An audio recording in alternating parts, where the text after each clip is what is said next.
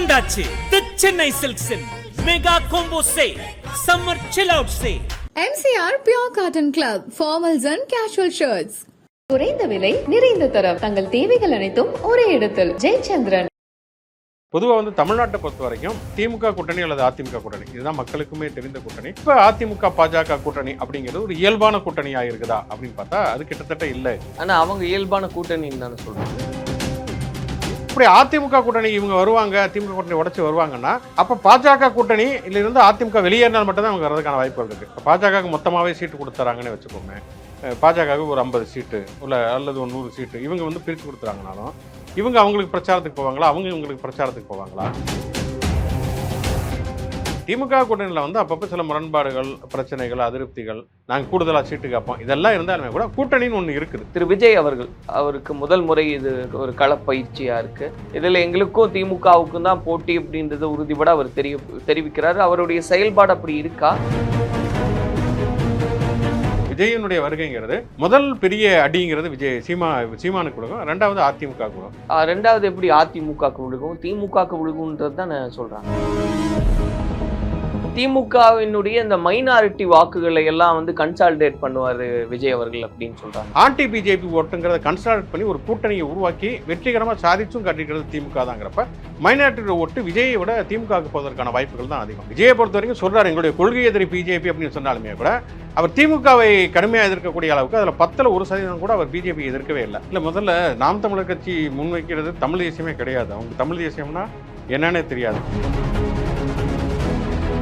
கலாட்டா நேயர்களுக்கு வணக்கம். நான் சரவண ராம்குமார். இன்று நம்மோடு பத்திரிகையாளர் திரு சுகுணா திவாகர் அவர்கள் இணைஞ்சிருக்காரு. அவர்கிட்ட நிறைய விஷயங்களை பேசலாம். வணக்கம். வணக்கம். சரி, இன்னைக்கு இருக்கக்கூடிய நடப்பு அரசியல் அப்படின்னு நம்ம பேசும்போது இந்த கூட்டணி கணக்குகள் பேசிக்கிட்டே இருக்காங்க. பாஜக அதிமுகவினுடைய அந்த கூட்டணிக்கு இன்னும் நிறைய பேர் வருவாங்க, எங்களோடது இன்னுமே வலுவான ஒரு கூட்டணியா மாறும்னு. திமுக கூட்டணி அதே கூட்டணியை தொடர்ந்து கொண்டு வராங்கன்னு. இப்ப இது இரண்டுல உங்களுடைய பார்வையிலே வலுவாக இருக்கக்கூடிய கூட்டணின்னா எதை குறிப்பீங்க? முதல்ல திமுகவில் கூட்டணின்னு ஒன்று இருக்குது. அதிமுக பாஜக கூட்டணியில் இன்னுமே கூட்டணின்னு ஒன்று இறுதிப்படுத்தப்படலை அப்படிங்கிறத நம்ம பார்க்குறோம், ஃபைனலைஸ் ஆகுது.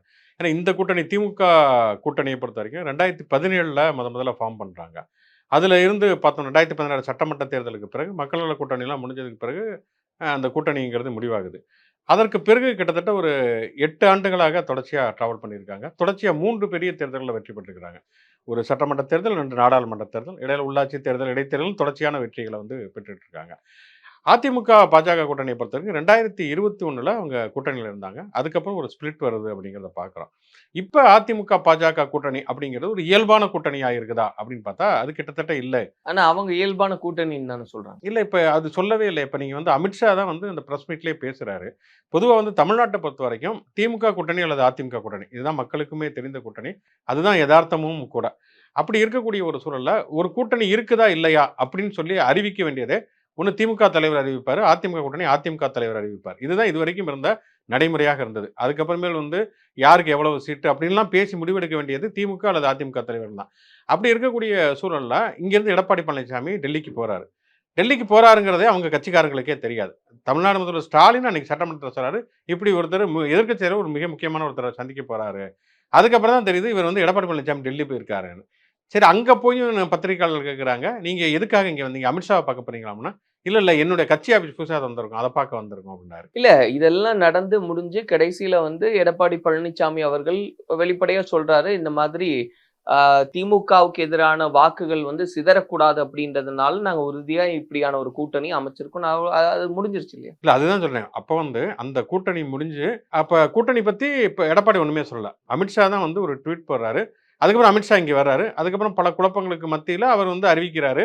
அப்போ எடப்பாடி பழனிசாமி ஒரு வார்த்தை கூட பேசலை. தமிழ்நாட்டில் இதுக்கு முன்னால் இந்த மாதிரி நடந்ததே கிடையாது. சரி, ஓகே, அதிமுக பாஜக கூட்டணி நிர்பந்தமோ இயல்பாகவோ ஏதோ ஒரு கூட்டணி அமைஞ்சிருந்தா கூட இப்பயுமே அதிமுக தரப்புல என்ன சொல்றாங்கன்னா திமுக கூட்டணி உடையும், அதுலேருந்து சில பேர் வருவாங்க அப்படின்னு சொல்லிக்கிட்டே இருக்காங்க. இப்போ திமுக கூட்டணி உடஞ்சிச்சுன்னா அங்கேருந்து வெளியில் வரப்போறவங்க யார் யார்? காங்கிரஸ், விடுதலை சிறுத்தைகள், இடதுசாரிகள், கம்யூனிஸ்ட் கட்சிகள், இவங்க யாருமே பாஜக இருக்கக்கூடிய கூட்டணியில் இருக்க மாட்டாங்க, மதிமுகவை தவிர. இல்ல, மதிமுக கடந்த காலத்துல பாஜக கூட்டணியில் இருந்திருக்கிறாங்க. இவங்க கடந்த காலத்துல ஒரு சில இடங்கள்ல இருந்தாலுமே கூட இவங்க இப்ப இருக்கக்கூடிய சூழ்நிலையில கண்டிப்பா பாஜக கூட்டணியில் இருக்க போறது கிடையாது.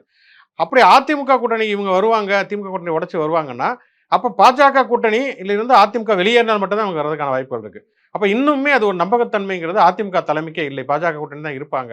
அப்ப உங்களுடைய பார்வையில திமுக கூட்டணி தான் உறுதியா இருக்கு, மீதி எதுவுமே இன்னும் நிலைத்தன்மையோட இல்ல அப்படின்றத புரிஞ்சு. நம்ம கண்டிப்பா இப்ப என்னன்னா பாட்டாளி மக்கள் கட்சி இப்ப ஏற்கனவே அவங்க பல பிரச்சனைகள் இருக்காங்க. முதல்ல அதை அவங்க செட்டில் பண்ணணும். அதை தாண்டி இப்ப என்னன்னா பாஜக கூட்டணியில அதிமுக பாஜக கூட்டணியில சசிகலா, ஓ பன்னீர்செல்வம், டிடிவி தினகரன்லாம் இருக்காங்க. இப்ப அவங்கள எங்க லொக்கேட் பண்ணுவாங்க? எப்படி அவங்களுக்கு சீட்டுகள் வந்து பகிர்ந்தளிப்பாங்க? இப்போ பாஜகவுக்கு மொத்தமாகவே சீட்டு கொடுத்துறாங்கன்னு வச்சுக்கோமே. பாஜகவுக்கு ஒரு 50 சீட்டு அல்லது ஒரு 100 சீட்டு இவங்க வந்து பிரித்து கொடுத்துறாங்கனாலும் இவங்க அவங்களுக்கு பிரச்சாரத்துக்கு போவாங்களா, அவங்க இவங்களுக்கு பிரச்சாரத்துக்கு போவாங்களா, இப்படி ஏகப்பட்ட குழப்பங்களோட இருக்கக்கூடியதாக இருக்குது. திமுக கூட்டணியில் வந்து அப்பப்போ சில முரண்பாடுகள், பிரச்சனைகள், அதிருப்திகள், நாங்கள் கூடுதலாக சீட்டு கேட்போம், இதெல்லாம் இருந்தாலுமே கூட கூட்டணின்னு ஒன்று இருக்குது. இப்போ நம்ம வந்து இந்த கூட்டணி பலமா, அந்த கூட்டணி பலமாங்கிறத விட இங்கே ஒரு கூட்டணி இருக்குது, அங்கே இன்னும் ஒரு கூட்டணியை உருவாகலை. ஆனா இங்க கூட்டணியில இப்போ அழுத்தம் கொடுக்க ஆரம்பிக்கிறாங்க. தலைவர் திருமாவளவன்ல ஆரம்பிச்சு நிறைய அவங்க எல்லாருமே கேட்கறது அதிகப்படுத்தி கேட்போம் அப்படியே ஒரு நிர்பந்தத்தை வைக்கிறாங்க இல்லையா? ஒருவேளை அது கை கூடலைன்னா கூட்டணி உடையுன்றதுக்கான அறிகுறி தானே இது? இல்லை இப்போ எல்லா கட்சிகளுமே வந்து கூட்டணியில் இருக்கக்கூடிய கட்சிகள் எல்லா காலகட்டத்திலையுமே கூடுதலாக தொகுதிகள் கேட்பதுங்கிறது வாடிக்கையான ஒரு விஷயம்தான்.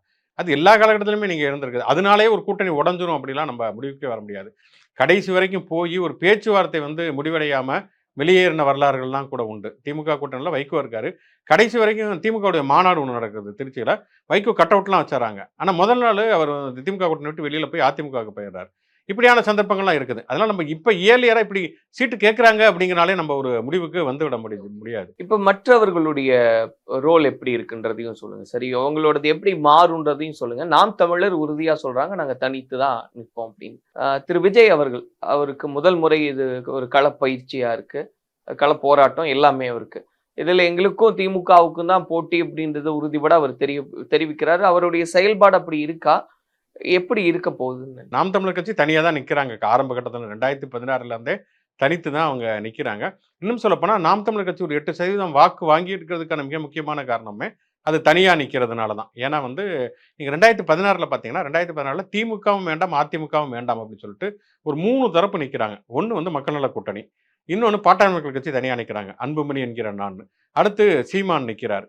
எப்பயுமே வந்து திமுக வேணாம், அதிமுக வேணாம் அப்படின்னு ஓட்டு போகிறதுக்காக ஒரு குரூப் எப்பயுமே இருக்காங்க. அப்போ என்னன்னா வந்து மக்கள் நல கூட்டணி என்ன ஆயிருதுன்னா, அதுக்கப்புறம் மக்கள் நல கூட்டணி கரைஞ்சு திமுக கூட்டணிக்கு இவங்க வந்துடுறாங்க. இவங்க ஜி.கே. வாசன் தேமுதிகான அதிமுக கூட்டணிக்கு போயிடுறாங்க. பாட்டாளி மக்கள் கட்சியும் மாற்றி மாற்றி 2 கட்சிக்கு வந்துடுறாங்க. அப்போ தனியாக இருக்கக்கூடிய ஒரே ஆள் சீமானா இருக்கார். அப்போ எனக்கு திமுக வேணாம், அதிமுக வேணான்னு ஒருத்தங்க நினைக்கிறாங்கன்னா அவங்க ஓட்டு போடுறதுக்கான ஒரே சாய்ஸாக சீமான் இருக்கார். அதனால தான் அந்த 8% வாக்கு அப்படிங்கிறத வாங்கியிருக்காரு. ஆனால் அதிகபட்சம் அது ஒரு 10 அதிகபட்சம் 15% மேலே அந்த வாக்குகள் இருக்காது. அது வந்து உங்களுக்கு அவ்வளோ வாக்கு வாங்க முடியுமே தவிர ஆட்சியை பிடிப்பதற்கான வாய்ப்புகளே கிடையாது. கூட்டணி அமைச்சு தான் ஒரு கட்சி வந்து ஆட்சியை பிடிக்க முடியும். இதுதான் வந்து யதார்த்தமான நிலைமை. இப்போ அதுக்கு செக் வைக்கிற மாதிரி விஜய் அவர்களுடைய வருகை சீமானுக்கும் அது இடையூறா மாறுமா? எனக்கு தெரிஞ்ச வரைக்கும் விஜயனுடைய வருகைங்கிறது முதல் பெரிய அடிங்கிறது சீமானுக்கு கொடுக்கும், 2வது அதிமுக கொடுக்கும். இந்த 2 கட்சிகளுக்கு தான் ஒரு மிகப்பெரிய பாதிப்பை ஏற்படும். 2வது எப்படி அதிமுகக்கு விழுகும், திமுகக்கு விழுகும்ன்றது தான் சொல்றாங்க. இல்ல இப்ப அதிமுகவை பொறுத்த வரைக்கும் அதிமுகவுடைய அடிப்படையே என்னன்னா திமுக எதிர்ப்பு. அது தொடங்குறதுல இருந்தே எம்ஜிஆர் காலத்துல இருந்தே திமுகவை எதிர்த்து தான் வந்து அதிமுக வந்து உருவாகி இருக்கிறது. இப்ப திமுகவுக்கான இப்ப நீங்க வந்து மாநில சுயாட்சி இல்ல ஒரு பகுத்தறிவு சுயமரியாதை இந்த மாதிரியான சில கொள்கைகள் அப்படின்னு பேசுவாங்க. ஏடிஎம்கே பொறுத்த வரைக்கும் என்னன்னா திமுக எதிர்ப்பு. அதுக்கப்புறம் என்னன்னா அது ஒரு ஒரு ஒரு ஆளுமை மிக்க ஒரு தலைமை, கவர்ச்சிகரமான ஒரு ஆளுமை. அதுதான் வந்து அவங்களுடைய அடிப்படையான விஷயம். முதல்ல எம்ஜிஆர் இருந்தார், அதுக்கப்புறம் ஜெயலலிதா இருந்தாங்க. எம்ஜிஆருக்காகவும் ஜெயலலிதாவுக்கும் மட்டுமே ஓட்டு போடுறது அதுதான் அதிமுக பேஸ். இப்போ எம்ஜிஆரும் ஜெயலலிதாவும் இல்லாதப்ப அப்படிப்பட்ட ஒரு கவர்ச்சிகரமான ஆளுமைங்கிறது அதிமுக இல்லை. அதனால தான் எடப்பாடினால அந்த ஓட்டை கன்சாலிடேட் பண்ணவே முடியல. எடப்பாடி ஒரு கவர்ச்சிகரமான ஆளுமை இல்லாதனால தான் அந்த ஓட்டை தான் கடந்த காலத்தில் வந்து அண்ணாமலை வந்து பிரிக்கிறார். இப்போ வந்து நீங்கள் பார்த்தீங்கன்னா ஏடிஎம்கே என்ன சொல்லுதோ அந்த அந்த அத்தனை விஷயங்களுமே விஜய் பேசுறாரு. திமுக எதிர்ப்பு, அதே நேரத்தில் எம்ஜிஆர் மாதிரி ஜெயலலிதா மாதிரி ஒரு கவர்ச்சிகரமான ஆளுமைனா விஜய் தான். அப்போ வந்து அதிமுகவுடைய வாக்குகள் கணிசமான அளவுக்கு விஜய்க்கு போறதுக்கான வாய்ப்பு. அந்த ஒரு நட்சத்திர அந்தஸ்து அப்படின்றது வந்து இங்க அந்த செல்வாக்கு கொண்டு வரும்னு. அப்ப திமுகவினுடைய இந்த மைனாரிட்டி வாக்குகளை எல்லாம் வந்து கன்சாலிடேட் பண்ணுவாரு விஜய் அவர்கள் அப்படின்னு சொல்றாங்க. அது அப்படியான ஒரு கருத்து இருக்கு. இன்னும் சொல்லப்போனா திமுக தரப்புல இருந்து என்னன்னா பிஜேபி இதுக்காக தான் விஜய் இறக்கி விட்டுருக்குது, மைனாரிட்டியுடைய வாக்குகளை வாங்குவதற்காக அப்படின்னு ஒரு கருத்து இருக்குது. மைனாரிட்டி வாக்குகள் கணிசமான அளவுக்கு வாங்குவதற்கு வாய்ப்புகள் இருக்குது. ஆனால் என்னன்னா இதில் 2 விஷயம் பார்க்கணும். ஒன்று என்னன்னா இப்போ வந்து மைனாரிட்டிகள் எப்போதுமே எப்படி ஓட்டு போட்டிருக்காங்கன்னா இப்போ கடந்த நாடாளுமன்ற தேர்தலில் பிஜேபி கூட்டணி விட்டு ஏடிஎம்கே வெளியில் வந்துட்டாங்க. ஆனால் அதுக்கு எஸ்டிபிஐ அவங்களுடைய கூட்டணியில் இருக்காங்க. ஆனால் மைனாரிட்டிகள் ஓட்டு ஏடிஎம்கே விழலை. ஏன் வந்து மைனாரிட்டிகளோட ஓட்டு ஏடிஎம்கே விழலைன்னா, மைனாரிட்டிகளை பொறுத்த வரைக்கும் முஸ்லீம்களாக இருந்தாலும் கிறிஸ்தவர்களாக இருந்தாலும் பிஜேபியை எதிர்ப்பதற்கு எது ஒரு வலிமையான கட்சி அப்படின்னு பார்ப்பாங்க. அப்படி பார்த்து தான் வாக்களிப்புங்கிறது ஒரு வழக்கம். நீங்க வந்து மைனாரிட்டி வந்து பிஜேபி வந்து எதிர்க்கிறார் அப்படிங்கிறதுக்காகவே போட மாட்டாங்க. இப்ப நீங்க பிஜேபி எதிர்க்கக்கூடிய கட்சி விஜய் அதிகமாக எதிர்க்கிறாரா அல்லது திமுக அதிகமாக எதிர்க்கிறதா அப்படின்னு நீங்க பாத்தீங்கன்னா திமுக தான் தொடர்ச்சியாக எதிர்த்து கொண்டிருப்பதை பார்க்கிறோம். விஜயை பொறுத்த வரைக்கும் சொல்றாரு எங்களுடைய கொள்கை எதிரி பிஜேபி அப்படின்னு சொன்னாலுமே கூட அவர் திமுகவை கடுமையாக எதிர்க்கக்கூடிய அளவுக்கு அதில் 10% கூட அவர் பிஜேபி எதிர்க்கவே இல்லை. அப்புறம் எப்படி மைனாரிட்டியோட ஓட்டுங்கிறது விஜய்க்கு போகும்? இன்னொன்று வந்து இந்திய அளவிலேயே வந்து ஆன்டி பிஜேபி ஓட்டுங்கிறத கன்சால்ட் பண்ணி ஒரு கூட்டணியை உருவாக்கி வெற்றிகரமாக சாதிச்சும் காட்டிக்கிறது திமுக தாங்கிறப்ப மைனாரிட்டியோட ஓட்டு விஜயை விட திமுகவுக்கு போவதற்கான வாய்ப்புகள் தான் அதிகம். என்ன நடக்கும்னு சொன்னால் இப்போ ஏடிஎம்கேல கடந்த நாடாளுமன்ற தேர்தலில் பிஜேபி கூட்டணி விட்டு வந்தனால மைனாரிட்டி பெருசாக ஓட்டு போடல. கொஞ்சம் சதவீதம் பேர் போட்டிருப்பாங்க இல்லையா, அவங்களுடைய வாக்குகளுமே இப்போ வந்து விஜய்க்கு வந்து டிரான்ஸ்ஃபர் ஆகிறதுக்கான வாய்ப்புகள் தான் அதிகம். ஏன்னா இப்போ அவங்க பிஜேபி அலையன்ஸ் இருக்காங்கிறப்ப அந்த வாக்குகளுமே டிரான்ஸ்ஃபர் ஆகிறதுக்கான வாய்ப்புகள் தான் அதிகம். இப்போ அதிமுக, பாஜக, நாம் தமிழர், தாவேகா இவங்கெல்லாம் தனித்து நிற்கிறனால பலம் பொருந்தியதா திமுக தான் இருக்கு. ஏன்னா இவங்கெல்லாம் சிதறி கிடக்குறாங்க. ஆமாம், அது எப்பயுமே அப்படிதான். நீங்கள் ஒரு 5 வருஷம் அவங்க ஆண்டிருக்காங்கன்னா ஒரு ஆன்டி இன்கம்பன்சி ஓட்டுங்கிறது எப்போதுமே ஒரு ஆளுங்கட்சிக்கு இருக்கும். அதை நீங்கள் வந்து ஒரு ஒருங்கிணைச்சா மட்டும்தான் எதிர்கட்சி வெற்றி பெற முடியும். 2014 இதே தான் நடந்தது. 2016 வந்து திமுக வந்து வந்திருக்க வேண்டிய ஒரு வாய்ப்பு இருக்குது. அப்போ திமுக தனியாக நிற்கிறாங்க, மக்கள் நல கூட்டணி, பாமக தனியாக நிற்குது, நாம் தமிழர் கட்சி அப்போ தான் வராங்கன்னு வச்சுக்கலாம். வந்து 1.1% மட்டும்தான் வித்தியாசம் டிஎம்கேக்கும் ஏடிஎம்கேக்கும். மக்கள் நல கூட்டணியில் இருக்கக்கூடிய கட்சிகள் திமுக இருந்திருந்தாங்கன்னா அல்லது பாட்டாளி மக்கள் கட்சி இருந்திருந்தாங்கன்னா திமுக ஈஸியாக வந்து வந்திருக்கும். இப்போ அப்படி தனித்தனியாக இருந்தாங்கன்னா ஆன்டி டிஎம்கே ஓட்டு, ஆன்டி இன்கம்பன்சி ஓட்டுங்கிறது கண்டிப்பாக அது வந்து சிதறடிக்க தானே செய்யும். இந்த கூட்டணி கணக்குகள் ஒரு பக்கம். இப்போ அரசியல் சூழல் அப்படின்னு நம்ம பேசும்போது தமிழ் கடவுள் முருகரை கையில் எடுத்து பேசக்கூடிய காட்சிகள் பார்க்குறோம். நாம் தமிழர் சீமான் அவர்கள் ஆரம்பத்திலிருந்தே முப்பாட்டன் முருகன் அப்படின்னு அவர் பேசிட்டு இருக்காரு. திமுக ஒரு பக்கம் பழனியில அந்த முருகருக்கான அந்த மாநாடு அப்படின்றது, இப்போ நடக்க இருக்க பாஜகவினுடைய இந்த முருகர் பக்தர் மாநாடு அப்படின்னு இதெல்லாமே வந்து இப்படி சூழ்ந்து இருக்கோ இந்த 26ல வந்து இது ஒரு ஃபேக்டரா வேலை செய்யும்னு பாக்குறீங்களா? இல்லை, எந்த காலகட்டத்திலையும் தமிழ்நாட்டில் அது வேலை செய்யவே செய்யாது. என்னன்னா ஒரு விஷயம் என்னன்னா பிஜேபி என்ன பண்றோம் எப்பயுமே என்ன பண்ணுவாங்கன்னா அங்க லோக்கலை பொறுத்த வரைக்கும் அங்க எந்த ஐடியாலஜி அல்லது எந்த ஐக்கியான் வந்து ரொம்ப செல்வாக்கு பெற்றிருக்கோ அதை கையில் எடுப்பதுங்கிறது ஒரு இயல்பான ஒரு விஷயம். பிஜேபியுமே பண்ண இப்போ அம்பேத்கர்னா அம்பேத்கர் வந்து கையில் எடுக்கிறது. இப்போ அவ்வளோ நாள் வந்து ராமர் பற்றி பேசுகிறவங்க டக்குன்னு ஒடிசாவில் போய் பூரி ஜெகநாதர் பற்றி பேச ஆரம்பித்தாங்க. அப்படி தான் இங்கேயுமே எடுக்க ஆரம்பிச்சிருக்காங்க. ஆனால் தமிழ்நாட்டை பொறுத்த வரைக்கும் என்னன்னா வந்து தமிழ்நாட்டில் வந்து தமிழ்நாட்டு மக்களை பொறுத்த வரைக்கும் ஒருத்தருடைய கடவுள் நம்பிக்கைங்கிறது ஒரு தனிப்பட்ட ஒரு விஷயம். அரசியலுக்கும் கடவுள் நம்பிக்கைக்கும் எப்பயுமே மக்கள் முடிச்சு போட்டு பார்த்ததே கிடையாது. இப்போ நீங்கள் கலைஞரை பார்த்தீங்கன்னா கலைஞர் வந்து வெளிப்படையாகவே நாத்திகர் தான். அவர் வெளிப்படையாகவே பல விமர்சனங்களை முன் வச்சிருக்காரு. ஜெயலலிதாவை பார்த்தீங்கன்னா ஜெயலலிதா வந்து ஒரு தீவிரமான கடவுள் நம்பிக்கை உள்ளவங்க. அவங்க வந்து கோயிலுக்கு போயிருக்காங்க, மகாமகத்துக்கு போயிருக்கிறாங்க. அதே மாதிரி வந்து ஜெயலலிதா சிறைக்கு போனப்போ வந்து மண் சோறுலாம் சாப்பிட்ருக்காங்க, அளவு குத்தி காவடி எடுத்திருக்காங்க, இதெல்லாம் நடந்திருக்காங்க. ஆனால் ஜெயலலிதாவுக்கு கடவுள் நம்பிக்கை இருக்குதுங்கிறதுக்காகவே யாரும் ஜெயலலிதா கூட்டு போகிறதும் இல்லை. கலைஞருக்கு வந்து நாத்திகர் அப்படிங்கிறனாலே ஓட்டு போடாமல் இருந்ததும் இல்லை. மக்களை பொறுத்த வரைக்கும் என்னன்னா என்னுடைய கடவுள் நம்பிக்கைங்கிறது அது தனிப்பட்ட ஒரு விஷயம். அரசியல்ங்கிறது வேற. அன்னைக்கு இருக்கக்கூடிய அரசியல் சூழ்நிலை யார் ஆட்சிக்கு வந்தால் நல்லது அப்படின்னு நினைக்கிறாங்க அவங்களுக்கு வாக்களிப்பாங்க. தமிழ்நாட்டை பொறுத்த வரைக்கும் அந்த ஸ்ட்ராட்டஜி அப்படிங்கிறது பெருமளவில் இதுவரைக்கும் ஒர்க் அவுட் ஆனதில்லை. இனிமேல் அது ஒர்க் அவுட் ஆகிறதுக்கான வாய்ப்புகள் ரொம்ப ரொம்ப குறைவு தான். ஆனா ஒரு நிர்பந்தம் உருவாகுதா? ஏன்னா நாம் தமிழர் அவர் முப்பாட்டன் முருகன் சொல்ல ஆரம்பிச்சது இப்போ நான் சொன்னதுனாலதான் தமிழ்ல குடமுழுக்கு அப்படி நடக்குது அப்படின்னு அவர் நிறைய கிளைம் பண்றாரு. தமிழ் தேசியத்தை நான் பேச ஆரம்பிச்சதுக்கு அப்புறம் தான் தமிழ் சார்ந்த ஒரு பார்வை இருக்கு, அது மாறுது அப்படின்னு. இப்போ இவங்க வந்து வேல் யாத்திரையில ஆரம்பிச்சு இப்போ முருகர் மாநாடு அப்படிங்கும்போது திமுகவும் சொல்றாங்க முருகருக்காக நாங்க இவ்வளவு குடமுழுக்கு நாங்க செஞ்சிருக்கோம், பழனியில நாங்க நடத்தியிருக்கோம். ஒரு நிர்பந்தம் ஏற்படுதா? நாங்களும் பண்றோம்னு சொல்ல வைக்கிறாங்களா? இல்ல, முதல்ல நாம் தமிழர் கட்சி முன்வைக்கிறது தமிழ் தேசியமே கிடையாது. அவங்களுக்கு தமிழ் தேசியம்னா என்னன்னே தெரியாது. தேசிய இனப்பிரச்சனை தமிழ் தேசியம் அப்படிங்கிற ஐடியாலஜியே வந்து நாம் தமிழர் கட்சிக்கு தமிழ்நாட்டை தமிழன் ஆளணும், அது தமிழ் தேசியம் கிடையாது. தமிழ் தேசியம்ங்கிறது என்னன்னா வந்து நீங்க வந்து ஒரு தமிழ்நாடுங்கிறது இந்தியாங்கிற கூட்டமைப்புல இருந்து பிரிந்து போய் ஒரு தனியாக ஒரு தேசமாக இருக்கு. ஒரு தேசம்னு இருந்தாதான் தேசியம் என்பது இருக்கணும். தமிழ்நாட்டை தமிழர் ஆளணும்னா இப்போ இதுக்கு முன்னால் ஆண்டிருக்காங்களே, இவங்களுடைய வரையறைப்படியே பார்த்தோம்னு சொன்னால் வந்து காமராஜர் ஆண்டிருக்காரு, பக்தவச்சலம் ஆண்டிருக்கிறாரு, ஜெயலலிதா கலைஞர்லாம் கூட விட்டுருங்க, எடப்பாடி பழனிசாமி ஆண்டிருக்காரு, ஓ பன்னீர்செல்வம் ஆண்டிருக்காரு. இவங்களும் தமிழர்கள் தானே. அதுல அந்த நிலைத்தன்மையை கொண்டு வரணும்ன்றது தான் அவர் சொல்றாரு. இல்ல, அது தமிழ் தேசியம் இல்லை, அது சீமானுடைய அரசியல், சீமானுடைய கருத்துன்னு வச்சுக்கலாமே தவிர அது தமிழ் தேசியம் கிடையாது. இன்னொன்று இந்த தமிழ் உணர்வு அப்படிங்கிற ஒரு விஷயம் வந்து இன்னைக்கு நேற்றைக்கு வந்தது கிடையாது. நீங்கள் 1938 முதல் மொழி போராட்டம் நடக்கிறது. அதுக்கப்புறம் 1965 மிகப்பெரிய இந்திய எதிர்ப்பு போராட்டம் நடந்து தான் திமுக ஆட்சிக்கு வருது அப்படிங்கிறத பார்க்குறோம். இப்போ 1961 வந்து இந்து சமய அறநிலையத்துறை அமைச்சராக இருக்கவர் கக்கன். இவங்களுடைய இதில் சொல்லணும்னா தமிழர், அவர் தமிழர் தான்.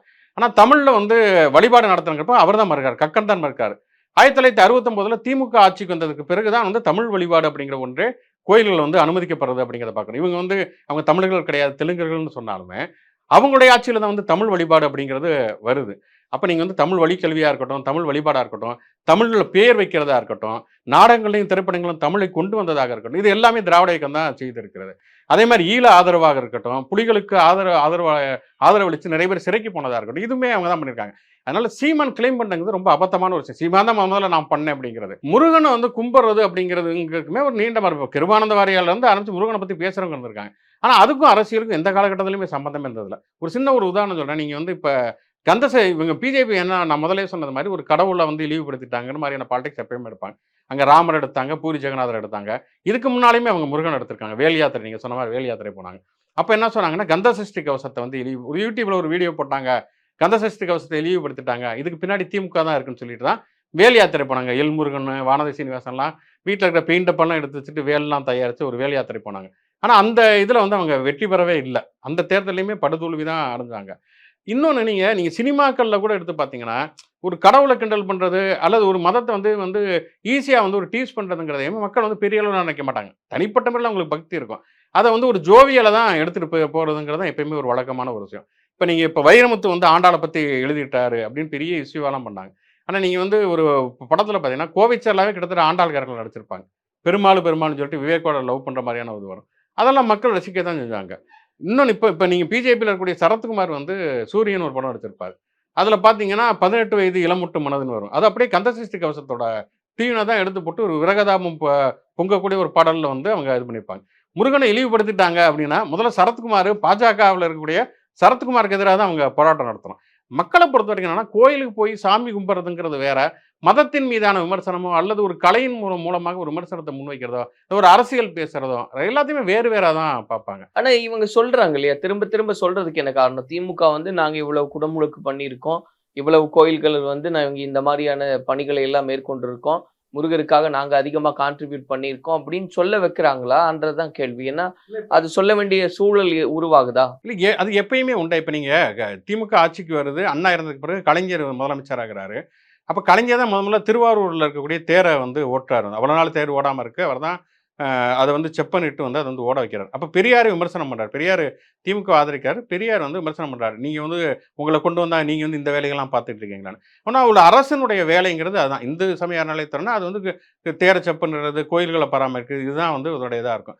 இப்போ பிஜேபி என்ன தொடர்ச்சியாக வந்து ஒரு நேரட்டிவ் என்ன சொல்கிறாங்கன்னா, திமுகங்கிறது ஒரு இந்து விரோத கட்சி அப்படிங்கிறப்ப வந்து திமுக அதுக்கு பதில் சொல்ல வேண்டிய ஒரு அவசியம் இருக்குது. திமுகங்கிறது நேரடியாக ஒரு மதத்துக்கான விரோதமான ஒரு கட்சி கிடையாது. இன்னும் சொல்ல போனால் நீங்கள் வந்து இப்போ பெரியாரே பார்த்தீங்கன்னா, பெரியார் வந்து கடவுளை மறுக்கிறார். ஆனால் கோயில் நுழைவு போராட்டமாக இருக்கட்டும் அல்லது அனைத்து சாதி அர்ச்சகராக இருக்கட்டும், இதிலெல்லாம் பலன் பெற போகிறவர்கள் ஏன்னா அதுவும் இந்துக்கள் தான். ஆனால் பிஜேபி அதுக்கு நேரடியான ஸ்டாண்டில் இருக்குது. பிஜேபி வந்து எங்கேயுமே வந்து கோயிலுக்கு வெளியில் நிறுத்தப்பட்டவங்களை உள்ளே கூட்டிகிட்டு போனது கிடையாது. அனைத்து ஜாதியின் அர்ச்சகராகத்துக்கு எதிராக இருக்கக்கூடிய அத்தனை பேரும் பிஜேபி ஆதரவாளர்கள். இடஒதுக்கீட்டுக்கு எதிரானதும் பிஜேபியாகத்தான் இருக்கிறது. அப்போ இந்துக்களுக்கு எதிரான கட்சி எதுன்னு பார்த்தா பிஜேபி தான் இருக்கிறது. ஆனால் பிஜேபி தான் வந்து வெறுமனே மதத்தையும் கடவுளையுமே வச்சு மட்டுமே ஒரு அரசியல் ஆதாயம் தர்றப்ப அதுக்கு எதிராக இல்லை, நாங்கள் இதெல்லாம் பண்ணியிருக்கிறோம், நாங்கள் வந்து இந்துக்களுடைய விரோதி கிடையாது, பட் நீங்கள் சொல்லக்கூடிய இந்த மக்களை பிரிக்கக்கூடிய ஒரு அரசியலுக்கு எதிரி அப்படிங்கிற ஒரு நேரட்டிவ் அவங்க சொல்லித்தானே ஆகணும். இப்போ அந்த வருகை எப்படின்றது பார்க்குறோம். அந்த பாஜகவினுடைய இந்த மாநாடுக்கு, முருகர் மாநாடுக்கு யூபியினுடைய முதலமைச்சர், அதுக்கப்புறம் ஆந்திராவினுடைய துணை முதலமைச்சர், இவங்களையெல்லாம் கூப்பிடுறோம் அப்படின்னு சொல்றதுக்கு பின்னாடியே அரசியல் இருக்கு அப்படின்லாம் பேசுறாங்க. அதை எப்படி பார்க்குறீங்க? சாதாரணமாக ஒரு முருக பக்தர்கள் மாநாடு நடக்குது அப்படின்னா வந்து அதில் எந்த விதமான மாற்று யாருக்கும் எந்த வித இதுவுமே இருக்க போகிறதில்ல. ஒரு 10 பேர், ஒரு லட்சக்கணக்கான முருக பக்தர்கள் கூடிய ஒரு மாநாடு, சாமி கும்பிட்றாங்களா, அதை பற்றி பேசுகிறாங்க, கந்த புராணத்தை பற்றி பேசுகிறாங்கன்னா இது வந்து முழுக்க அது ஒரு பொலிட்டிக்கல் அஜெண்டா தான். அப்போ என்னன்னா வந்து யோகி ஆதித்யநாத் இதுக்கு முன்னாடி முருகனை பற்றி பேசியிருக்கிறாரா? அங்கே வந்து முருக வழிபாடுங்கிறது ஒன்று இருக்குது. நீங்கள் இங்கே கூட நீங்கள் தமிழ்நாடு தாண்டி கேரளாவில் கூட முருக வழிபாடு இருக்குது. மோகன்லால் புலிமுருகனே ஒரு படமே நடிச்சிருக்கிறா. அப்படி அங்கே வந்து இப்போ கூட தொடரும்னு ஒரு படம் மோகன்லால் படத்திலே வந்து முருக பக்தரா அவர் வந்திருந்திருப்பாரு. முருகா யாழ்ப்பாணம் சொல்லியா? ஆமா. அதெல்லாமே உண்டு. இங்க தென்னகத்துல உண்டு அது. வடநாட்டுக்கும் முருகனுக்கும் எந்த விதமான சம்மந்தமே கிடையாது. இன்னொன்னு பிராமின்ஸ் யாரும் முருகன் பேரே வச்சுக்கிறது கிடையாது. இப்ப நீங்க ஹெச் ராஜாவை கூட்டிட்டு வந்து நீங்க வந்து ஹெச் ராஜா குடும்பத்துல யாராவது முருகன் பேர் வைப்பாங்களா? அல்லது வந்து கேடி ராகவனுடைய குடும்பத்துல யாராவது வந்து மொட்டை அடிச்சுட்டு பால் குடம் எடுத்துட்டு காவடி எடுத்துட்டு போவாங்களா? கிடையாது. அப்ப இந்த கல்ச்சுரல் டிஃபரன்ஸுங்கிறது மக்களுக்கே கண்டிப்பா தெரியும். இப்ப யோகி ஆதித்யநாத் நீங்க கூட்டிட்டு வரப்பயே அது ரொம்ப வலிந்து திணிக்கப்பட்டதா இருக்கு. நீங்க ஒடிசால பண்ணலாம். பூரி ஜெகநாதரை வந்து டக்குன்னு கையில் எடுத்துட்டு ஒன்று பண்ண முடியும். பட் இங்க இருக்கிற மக்களுக்கு தெரியும் வந்து இவருக்கு யோகி ஆதித்யநாத்துக்கும் முருகனுக்கும் எந்த விதமான சம்பந்தமுமே இல்லை அப்படிங்கிறது கண்டிப்பா தெரியும். அது பெரிய அளவில் ஒர்க் அவுட் ஆகாது தமிழ்நாட்டில். இப்போ நிறைவானா இப்போ இந்த சூழ்நிலை எப்படின்னு நம்ம பேசும்போது கீழடி குறித்து பல்வேறு விஷயங்கள் பேசப்படுது. இந்த ஆய்வறிக்கை குறித்தும் பல்வேறு விஷயங்கள் பேசப்படுது. உங்களுடைய பார்வை என்னவா இருக்கு? ஏன்னா ஒரு பக்கம் வந்து தமிழ் தான் மூத்த மொழி, தமிழுக்கான எல்லா விஷயங்களையும் முன்னெடுக்கணும் அப்படின்றது உட்பட பல்வேறு விஷயங்கள் பேசினாலும் என்ன நடக்குது நிதர்சனத்துல? இல்லை என்னன்னா வந்து இப்போ தமிழ் வந்து மூத்தது, தமிழர்களுடைய வரலாறுங்கிறது தொன்மையான ஒன்று அப்படின்னு சொல்றப்ப இங்கே வந்து கிட்டத்தட்ட வந்து ஒரு 100 வருஷத்துக்கு முன்னாடி சிந்துவெளி நாகரிகம் அப்படிங்கிறத ஜான் மார்சல் அப்படிங்கிறத அறிவிக்கிறார். 100 வருஷம் நம்ம கடந்துட்டோம். அப்போ வந்து அவர் அறிவிக்கிறப்ப வந்து இங்கே வந்து சிந்துவெளியில் வந்து ஒரு பூர்வகுடி பண்பாடுங்கிறது ஒன்று இருக்குது அப்படிங்கிறப்ப ஆரியர்கள்ங்கிறது வெளியிலேருந்து வந்தாங்க அப்படிங்கிற ஒரு கருத்து முன்வைக்கப்படுறப்ப அந்த 2 கலாச்சாரங்களுக்கு இடையிலான மோதலுங்கிறது தோன்றிடுச்சு. அது பாலிடிக்ஸ்லையும் தோன்றிடுச்சு. இந்த பக்கம் பார்த்தோன்னா வரலாற்று ஆய்வுகளுமே அது தோண்ட ஆரம்பிச்சிருச்சு. அதுக்கப்புறம் அவங்க என்ன பண்ணுறாங்கன்னா வந்து அங்கே வந்து காலமாடு தான் இருந்துச்சுங்கிறப்ப அதை கிராஃபிக்ஸ் எல்லாம் பண்ணி குதிரையால் மாற்றிகளுக்கெல்லாம் ட்ரை பண்ணுறாங்க. அது பெரிய அளவில் சக்ஸஸ்ஃபுல்லாக வரல. அப்போ வந்து சிந்துவெளி நாகரிகத்தில் கிடைச்சிருக்கக்கூடிய பானை ஓடுகள், அங்கே இருந்த எழுத்துக்கள் கிட்டத்தட்ட அதுக்கு இணையாக இங்கே கிடைக்குது அப்படிங்கிறப்ப வந்து கண்டிப்பாக இது வந்து நம்முடைய பாலிடிக்ஸ்க்கு எதிராக தான் போகும் அப்படிங்கிற மனநிலை அவங்களுக்கு இருக்குது. ஏன்னா நீங்கள் இங்கே கிடைச்ச எந்த அகலாய்வுகள்லையுமே பார்த்தீங்கன்னா ஒரு வேதமோ அல்லது சமஸ்கிருதமோ அல்லது ஒரு கடவுளோ கோயிலோ அப்படி எதுவுமே இல்லை. இங்கே என்னன்னா தொழில் சார்ந்த அல்லது ஒரு நகர நாகரிகம் சார்ந்த ஒரு விஷயங்கள் தான் இங்கே இருக்குது அப்படிங்கிறப்ப வந்து இப்போ நீங்கள் இப்போ முருக மாநாடு நடத்துகிறாங்கன்னா முருகனையும் எங்களோட சேர்த்து வச்சுட்டு ஒன்று பேசுறது இல்லையா? ஆனால் இயல்பில் வந்து நீங்கள் இந்த அகலாய்வுகள்லாம் அப்போல்லாம் ஒன்றுமே இல்லை அப்படின்னா அது கண்டிப்பாக நம்முடைய அரசியலுக்கு வந்து வலு சேர்க்காது, இன்னும் தான் எதிராக போகும். அப்படிங்கிறனால தான் தொடக்க காலத்தில் வந்து அந்த அமர்நாத் ராமகிருஷ்ணனை முதல்ல 2017 அசாமுக்கு மாற்றினாங்க. அப்புறமேல என்ன பண்ணாங்கன்னா இங்கே வந்து தோண்டி எடுத்த பொருட்கள்லாம் மைசூர் மியூசியத்தில் கொண்டு போய் வச்சாங்க. அதுக்கப்புறம் தான் கனிமொழிங்கிற ஒரு வழக்கறிஞர் தான் கேஸ் போடுறாங்க. கேஸ் போட்ட பிறகு தான் நீங்கள் வந்து மைசூர்லேருந்து இங்கே கொண்டு வந்து வைங்க, அகலாய்வை தொடர்ச்சியாக நடத்தணுங்கிறாங்க.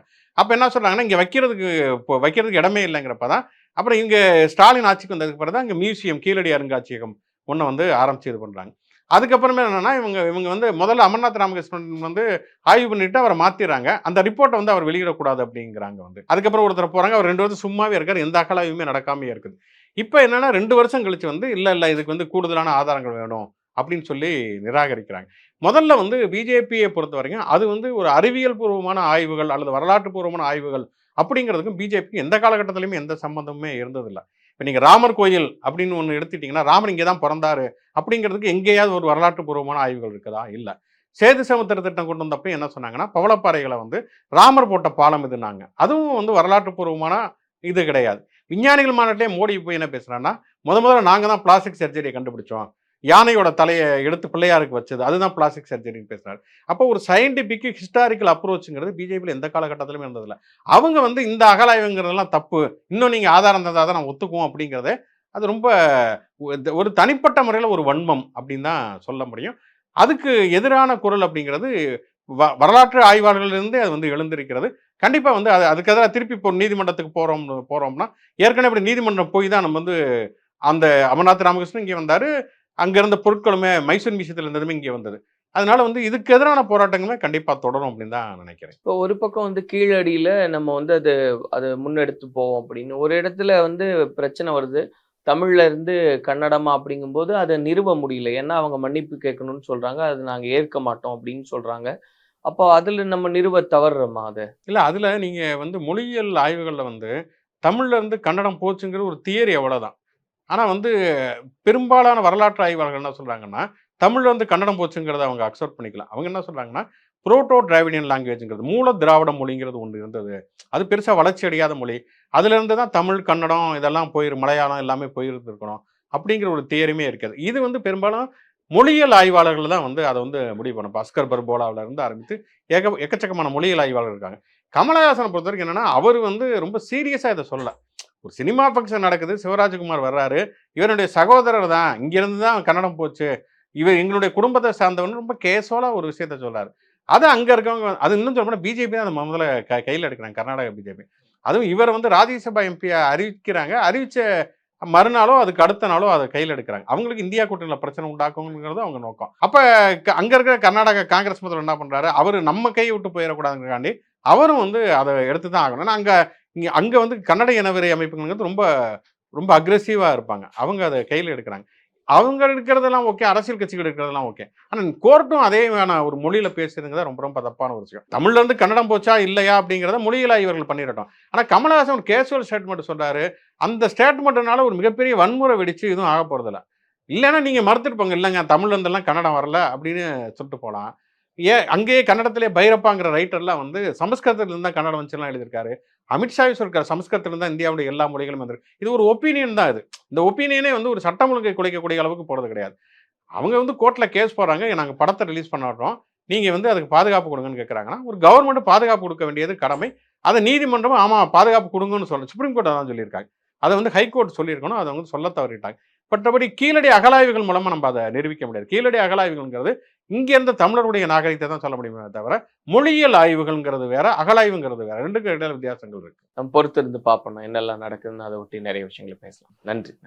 வந்தாச்சு தி சென்னை சில்க்ஸின் mega combo sale, summer chill out sale. MCR Pure Cotton Club, formals and casual shirts. குறைந்த விலை நிறைந்த தரம், தங்கள் தேவைகள் அனைத்தும் ஒரே இடத்தில். ஜெயச்சந்திரன்.